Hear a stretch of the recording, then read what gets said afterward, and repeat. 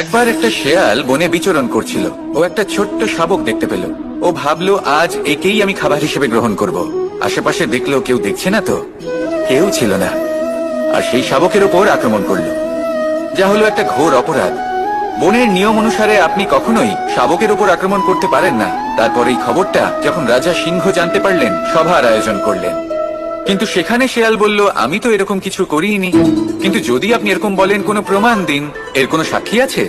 তখন রাজা সিংহ পেঁচাকে ডেকে পাঠালেন, যে সেই মুহূর্তে বৃক্ষের শাখার ওপর বসেছিল। সে সব কিছু দেখেছিল।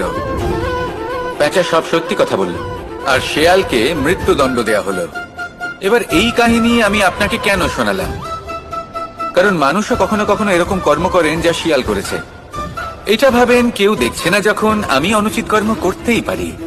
কিন্তু না, আপনি যাই করুন না কেন, কেউ না কেউ অবশ্যই তা দেখছে।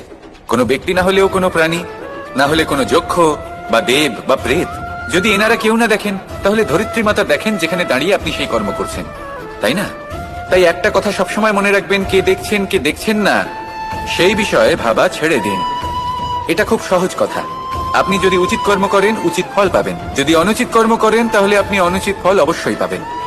সেই জন্য উচিত পথে চলতে থাকুন, উচিত কর্ম করতে থাকুন, আর আমার সাথে ভালোবেসে বলুন, রাধা রাধা। একবার একটা শেয়াল